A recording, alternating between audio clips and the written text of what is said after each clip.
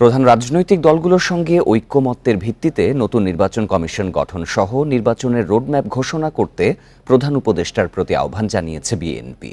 শনিবার রাষ্ট্রীয় অতিথি ভবন যমুনায় সংলাপের পর একথা জানান বিএনপি মহাসচিব মির্জা ফখরুল ইসলাম আলমগীর। এছাড়াও ৩০ বিচারকের অপসারণ, ইউনিয়ন পরিষদ বাতিল সহ বেশ কিছু প্রস্তাব তুলে ধরেন বিএনপি নেতারা।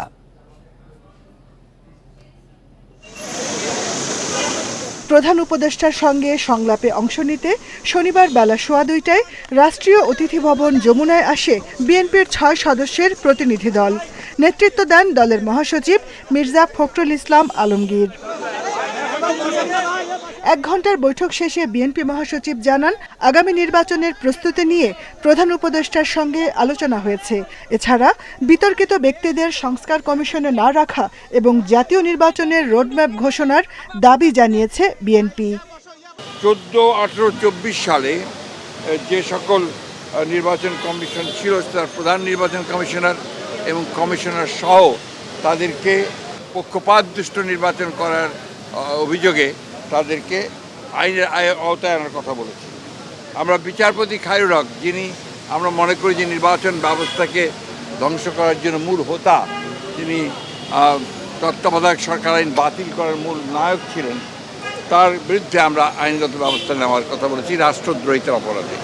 নির্বাচন কমিশন নিয়োগ আইন স্থগিত করে অবিলম্বে নির্বাচন কমিশন গঠন, ৩০ জন বিচারকের অপসারণ, ইউনিয়ন পরিষদ বাতিল সহ বেশ কিছু প্রস্তাব তুলে ধরেন বিএনপি নেতারা।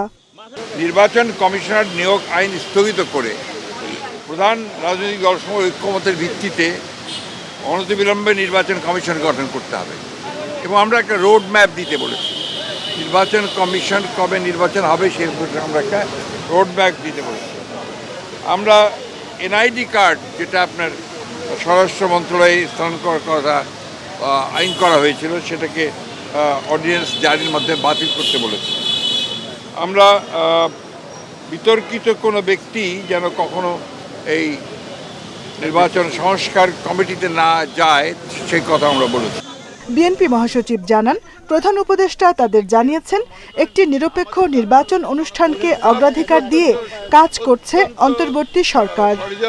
তারা দেখছেন, তারা মনে করেন। Jahanara Parvin, independent news, Dhaka. অন্তর্বর্তী সরকারের কাছে নির্বাচনের রোডম্যাপ চেয়েছে গণতন্ত্র মঞ্চ, বাম গণতান্ত্রিক জোট, গণ অধিকার পরিষদ ও জামায়াতে ইসলামী সহ বিভিন্ন ইসলামী দল। প্রধান উপদেষ্টার সঙ্গে বিভিন্ন রাজনৈতিক দলের সংলাপে এই আহ্বান জানান তারা। রাষ্ট্রীয় অতিথি ভবন যমুনায় শনিবার বিকেলে বিএনপির পর প্রধান উপদেষ্টার সঙ্গে বৈঠকে বসে জামায়াতে ইসলামী। এ সময় নির্বাচন এবং সংস্কার দুটোরই রোডম্যাপ চেয়েছে দলটি। গণহত্যায় জড়িতদের বিচারের দাবির কথাও জানান জামায়াতের আমির। এরপর যমুনায় একে একে সংলাপে যোগ দেয় গণতন্ত্র মঞ্চ, বাম গণতান্ত্রিক জোট, ইসলামী আন্দোলন বাংলাদেশ ও এবি পার্টি এবং গণ অধিকার পরিষদের নেতারা। বিকেল 5টা থেকে শুরু করে রাত 8টা পর্যন্ত চলে দফায় দফায় বৈঠক। পরে বৈঠক শেষ করে গণতন্ত্র মঞ্চের নেতারা জানান, রাষ্ট্র সংস্কারের পাশাপাশি গার্মেন্টস খাতের অস্থিরতা তুলে ধরা হয়েছে। ফ্যাসিবাদ সরকার যাতে ফিরতে না পারে সেটিরও আহ্বান জানানো হয়েছে।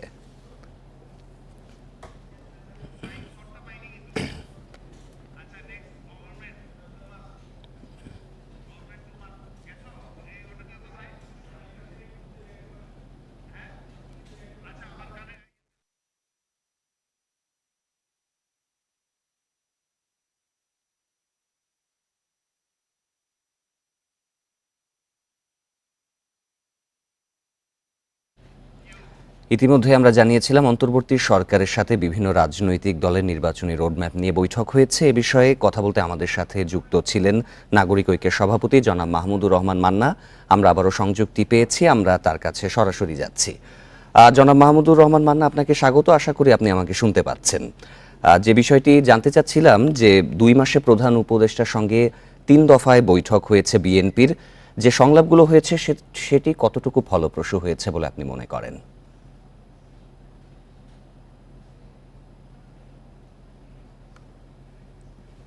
সঙ্গে আজকে সংলাপে কি হয়েছে তা তো আমি জানি না। আমাদের সঙ্গে কথা হয়েছে প্রধান উপদেষ্টা, সেটা আমি হয়তো বলতে পারবো, কিন্তু ওইখানে স্কেডিউলগুলো এত টাইট ছিল, যেমন মির্জা ফখরুল সহ যে নেতারা গেছেন তারা বেরিয়েছেন, তারা প্রেস ব্রিফিং করতে চলে গেছে, তখন আরেকটা দল ঢুকেছে, আমরাও ঢুকেছি, জাস্ট হাই হ্যালো বলবো মতো অবস্থা হয়নি। আর এ পর্যন্ত আমি ব্যস্ত ছিলাম, আমি এই জন্য জানি না তাদের সাথে কি কথা হচ্ছে, এটা বলতে পারবো না আমি ঠিক। তবে জানাতেন যে আপনারাও তো আজকে বৈঠক করেছেন, তারপরে সাংবাদিকদের মুখোমুখিও হয়েছেন, তো নির্বাচনী রোডম্যাপ তো সব দলই চাইছে, আপনাদের প্রস্তাবনা মূলত কি কি ছিল?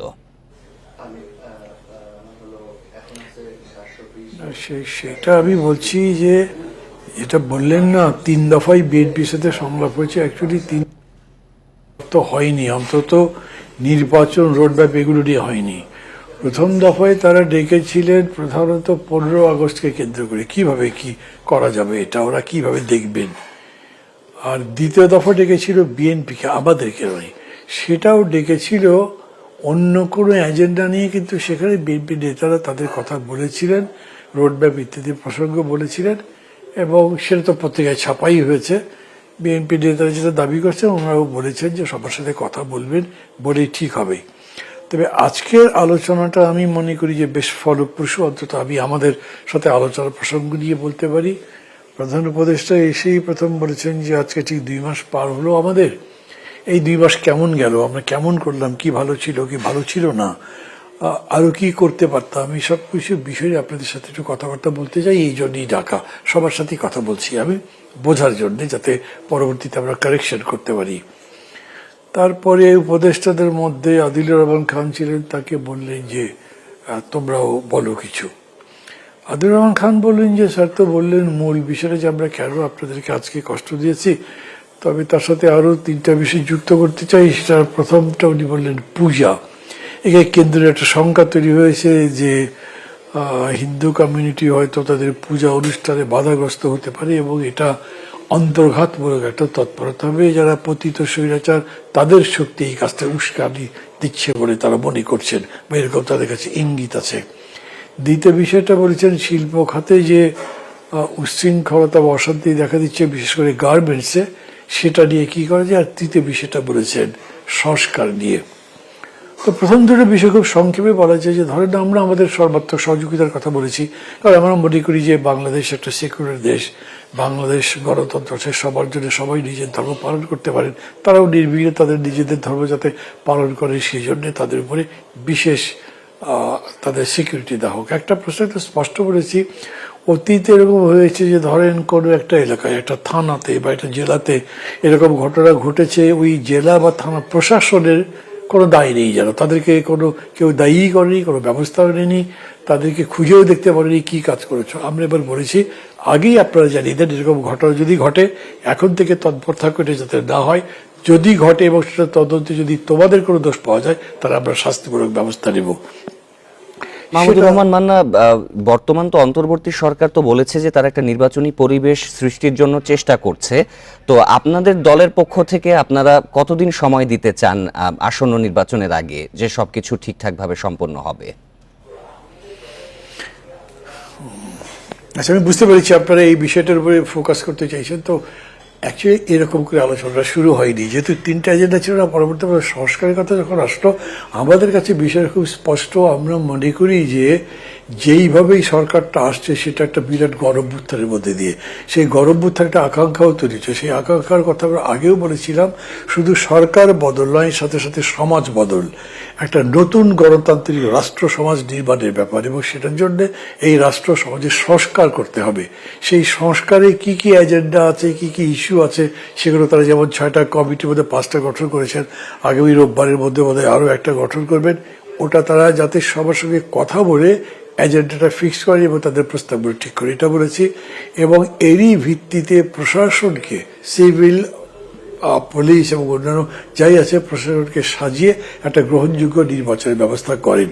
আমাদের বলা যাচ্ছে যে আসলে রাষ্ট্রটা সংস্কার হবে, তারপরে আসলে পরবর্তী পদক্ষেপের কথা আপনারা জানাচ্ছেন। জনাব মাহমুদুর রহমান মান্না, আপনাকে ধন্যবাদ আমাদের সাথে আলোচনায় অংশগ্রহণ করার জন্য। আমাদের সাথে আলোচনায় যোগদান করার জন্য এই পর্যায়ে যোগ দিচ্ছেন এবি পার্টি সদস্য সচিব জনাব মুজিবুর রহমান মঞ্জু। আপনাকে স্বাগত জানাচ্ছি, আশা করছি আপনি আমাকে শুনতে পাচ্ছেন।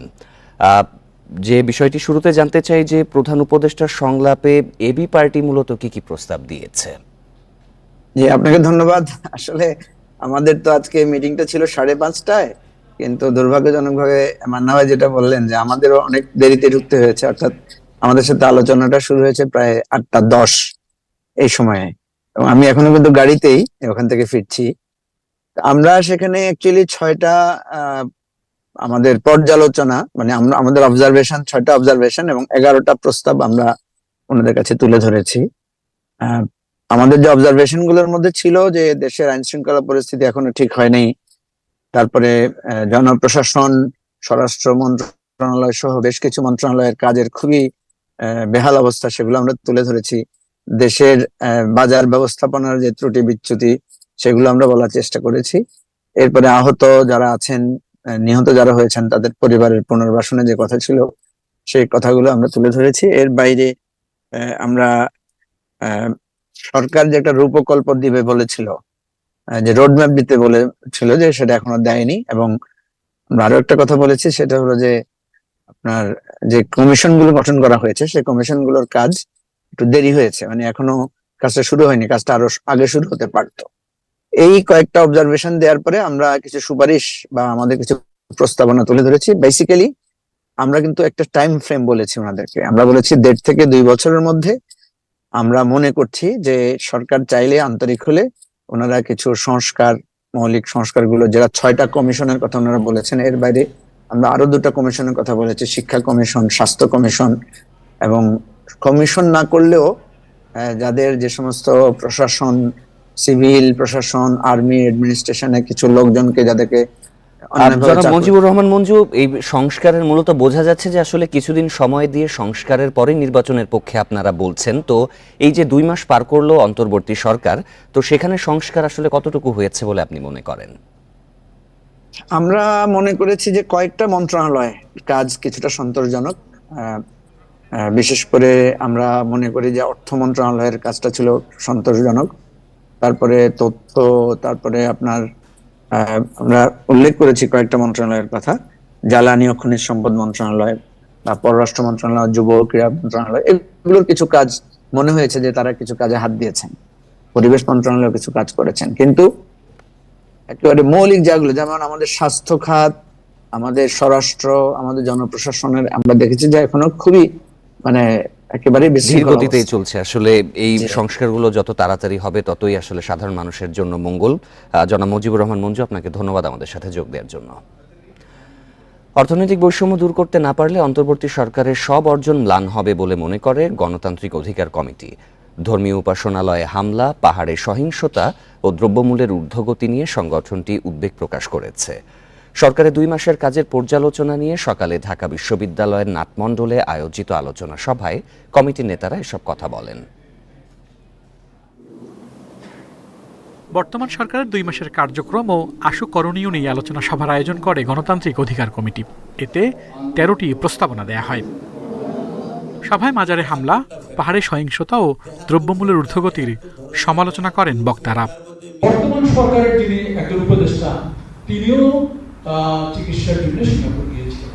আমাদের পরিষ্কার কথা, এইটা বন্ধ করুন, দেশে চিকিৎসার ব্যবস্থা করুন। কোনো অভ্যুত্থান কোনো একপক্ষে হয় না, কিন্তু আমাদের দুঃখ নিয়ে বলতে হচ্ছে আমরা অন্তর্বর্তীকালীন সরকারের বিভিন্ন মহল থেকে দেখতে পাচ্ছি যে সেখানে একপাক্ষিক একটি বাস্তবতা অনেক বেশি দৃশ্যমান। এ সময় সিপিবির সাবেক সভাপতি মুজাহিদুল ইসলাম সেলিম জানান, সুষ্ঠু নির্বাচন আয়োজনে অন্তর্বর্তী সরকার প্রতিশ্রুতিবদ্ধ, তবে চাইলেই সবকিছু রিসেট করা যায় না। রিস্টার্ট করতে হইবে, কনফিউজিং এক একটা বক্তব্য দিয়ে পুরা পরিস্থিতিকে ঘোলাটে করে দিচ্ছে। কংক্রিটলি আমাকে কতগুলো পদক্ষেপ নিতে হবে এবং সেইটা নিতে হবে বাস্তবতার পরিপ্রেক্ষিতে। সরকার দ্রুত কোনো সমাধানই করতে পারছেন না বলে মনে করেন অর্থনীতিবিদ আনু মোহাম্মদ। সভাপতির বক্তব্যে বলেন, বিশ্বব্যাংক, IMF এর ঋণ সরকারের কৃতিত্ব হিসাবে দেখানো হলেও এগুলো ক্ষতি আরো বাড়াচ্ছে। আনন্দের বদলে মানুষের মধ্যে ভীতি আসছে, এটা কি একটা ভয়ঙ্কর কথা না? কেন আনন্দ, যেখানে আনন্দ হবে, আশা আকাঙ্ক্ষা, প্রত্যাশা, সেটাকে বাড়ি দিচ্ছে, সেটার উপরে আঘাত আসছে এই সমস্ত কিছু দুর্বৃত্তের কারণে, যারা ধর্মের কারণে কিংবা ধর্মের নাম করে এই সমস্ত কাজগুলি করছে, কিংবা নানা রকম পরিচয়ের নাম দিয়ে তারা এই সমস্ত কাজ করছে। তো এটা আমরা চাই যে সরকারের কণ্ঠস্বর আর একটু জোরালো হোক। সবাই সরকারের প্রতিটি খাতে জবাবদিহিতা নিশ্চিতের দাবিও জানান বক্তারা। এই আশা আমরা এই নতুন সরকারের কাছে করতে পারি না। আল আমিন হোসেন, ইন্ডিপেন্ডেন্ট নিউজ, ঢাকা। বন্যার অবনতি হয়েছে শেরপুর, ময়মনসিংহে। 2 জেলায় এরই মধ্যে প্লাবিত প্রায় 300 গ্রাম, পানিবন্দী কমপক্ষে 1,35,000 মানুষ। পরিস্থিতি মোকাবিলায় ঝিনাইগাতি ও নালিতাবাড়ির সব শিক্ষা প্রতিষ্ঠানকে আশ্রয় কেন্দ্র ঘোষণা করেছে প্রশাসন। উদ্ধার কাজের পাশাপাশি চলছে ত্রাণ বিতরণ। পানির তোরে ডুবছে শেরপুরের লোকালয় রাস্তাঘাট, বেড়েছে মহারশী, সোমেশ্বরী, চেল্লাখালী, ভোগাই ও মৃগী নদীর পানি, বইছে বিপদসীমার উপরে। শেরপুরবাসী বলছেন গত 35 বছরে এমন বন্যা দেখেননি। হঠাৎ করে এই পানি বাড়ায় দিশেহারা অবস্থা, দেখা দিয়েছে খাবার বিশুদ্ধ পানির সংকট। বাড়িঘর ছেড়ে খোলা আকাশের নিচে আশ্রয় নিতে হয়েছে অনেককেই। রান্না বান্না নেই, খাওয়া দাওয়া নাই, গ্যাস নাই, কুকার নাই, কিছু নাই, রান্না করা হয় না, খাওয়া যাচ্ছে না। এই ধরনের বন্যা দেখে নাই, একাই তো মধ্যেই এরকম পানি হয়ে গেছে। ধান আঙ্গুর চলাই গেছে, মনে করেন আমরা কি করি বাড়ি ঘর চলাইছে। এদিকে পানিবন্দীদের উদ্ধারের পাশাপাশি ত্রাণ দেওয়া হচ্ছে বলে জানিয়েছে প্রশাসন। আমরা শুকনো খাবারের ব্যবস্থা করছি, পাশাপাশি আমাদের আরো অতিরিক্ত চাহিদার জন্য আমরা জেলা প্রশাসন বরাবর লিখেছি। আমরা বরাদ্দ পাওয়া মাত্রই আমরা সেগুলো পানিবন্দী পরিবারগুলোর মধ্যে বিতরণ করব। নাজুক ময়মনসিংহের অবস্থাও, নেতাই নদীর বাঁধভাঙা পানিতে ভাসছে ধোবাউড়া। বাড়িঘর তলিয়ে পানিবন্দী 20 গ্রামের অন্তত 10,000 মানুষ। হালুয়াঘাটের 12 ইউনিয়নে পানিবন্দী 75,000।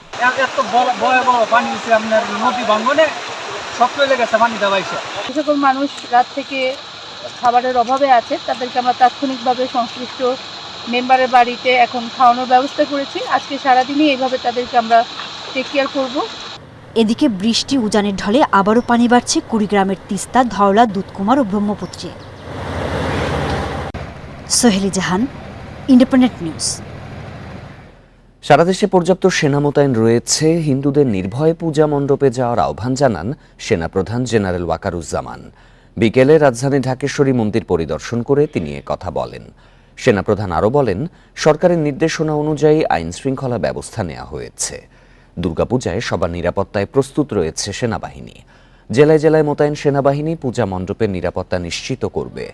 তিনি আশা করেন হিন্দু ধর্মাবলম্বীরা উৎসবমুখর পরিবেশে দুর্গোৎসব উদযাপন করবে।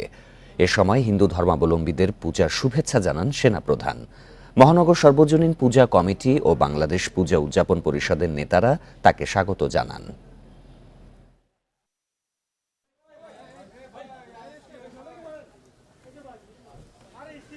আপনাদের কোথাও ভয় পাওয়ার কোনো কারণ নাই। আমি সারা বাংলাদেশে বিভিন্ন জায়গায় আমার সেনাবাহিনী ডিপ্লয় করা হয়েছে। আমি বিশেষভাবে বলে দিয়েছি, এটাই স্বাভাবিক হওয়াই কথা ছিল যে আমরা স্বভাবতই একটা সুন্দর পরিবেশ চাই এবং সেই পরিবেশে ক্ষমতাচ্যুত আওয়ামী লীগ সরকারের সাবেক এমপি ও প্রধানমন্ত্রী কার্যালয়ের সাবেক মুখ্য সচিব আবুল কালাম আজাদকে গ্রেপ্তার করা হয়েছে। শনিবার সন্ধ্যায় রাজধানী ধানমন্ডি থেকে তাকে গ্রেপ্তার করে ঢাকা মহানগর গোয়েন্দা DB police.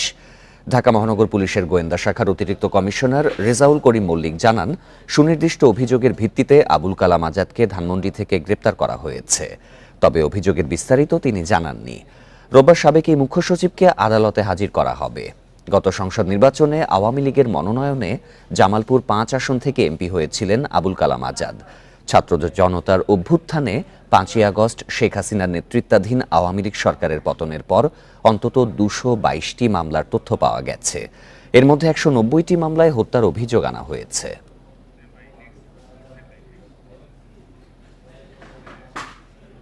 Grandmaster Niaz মোরশেদের record ভেঙে দেশের সর্বকনিষ্ঠ আন্তর্জাতিক মাস্টার হয়েছেন মমন রেজা নীর। 14 বছর 4 মাস বয়সে এই খেতাব অর্জন করেন তিনি। 1981 সালে 15 বছর 5 মাস বয়সে শারজাতে এই খেতাব অর্জন করেছিলেন গ্র্যান্ডমাস্টার নিয়াজ। আন্তর্জাতিক মাস্টার হতে চাই 2400 রেটিং ও 3টি নর্ম। গেল জুলাইয়ে রেটিং পয়েন্ট পার করলেও তৃতীয় নর্মের অপেক্ষায় ছিলেন। হাঙ্গেরিতে গ্র্যান্ডমাস্টার প্রতিযোগিতায় সেই অপেক্ষাটা পূরণ করলেন তিনি। 8ম রাউন্ডের খেলায় ভারতের আন্তর্জাতিক মাস্টার পান্ডা সুমিতকে হারিয়ে স্বপ্নের পথে আরও এক ধাপ এগিয়ে গেলেন। নীরের বর্তমান রেটিং পয়েন্ট 2419। 24 ঘন্টায় ডেঙ্গুতে আক্রান্ত হয়ে 5 জনের মৃত্যু হয়েছে। এ সময় নতুন করে হাসপাতালে ভর্তি হয়েছেন 927 জন ডেঙ্গু রোগী। শনিবার স্বাস্থ্য অধিদপ্তর থেকে পাঠানো বিজ্ঞপ্তিতে এই তথ্য জানানো হয়েছে। চলতি বছর এই রোগে মৃতের সংখ্যা বেড়ে 182 জনে দাঁড়িয়েছে। এছাড়া এখনো পর্যন্ত ডেঙ্গুতে মোট আক্রান্তের সংখ্যা বেড়ে দাঁড়িয়েছে 35,365 জন। নতুন করে আক্রান্তদের মধ্যে 260 জনই ঢাকা উত্তর সিটি কর্পোরেশনের এবং 172 জন দক্ষিণ সিটি কর্পোরেশনের। এছাড়া ঢাকার বাইরে বরিশাল বিভাগে সবচেয়ে বেশি 102 জন এবং সর্বনিম্ন সিলেট বিভাগে 9 জন রোগী রয়েছে। আক্রান্তদের মধ্যে 64.2% পুরুষ এবং 35.8% নারী।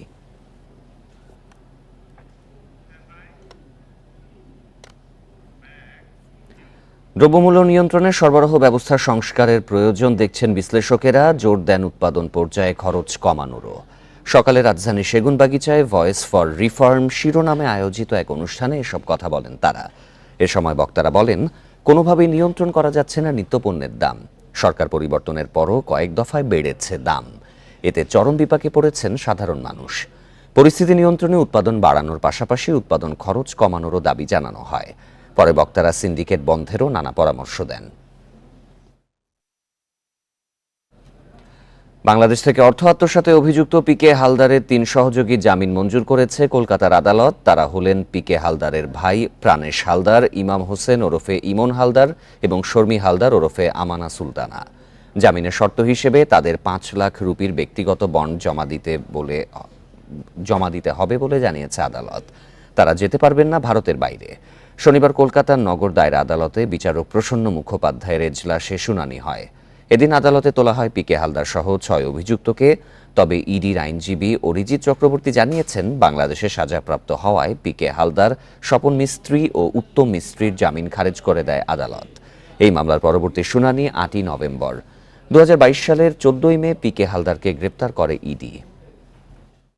3 জন অ্যাকিউজডকে ল্যান্ড কোর্ট বেল দিয়েছেন। শর্ত দেওয়া হয়েছে তারা ভারতবর্ষের বাইরে যেতে পারবেন না, তারা কোনো রকম উইটনেস বা এভিডেন্সের সঙ্গে কথা বলতে পারবেন না, আর তারা। এই ছিল বিরতিহীন সংবাদে। আমন্ত্রণ পরের আয়োজনে।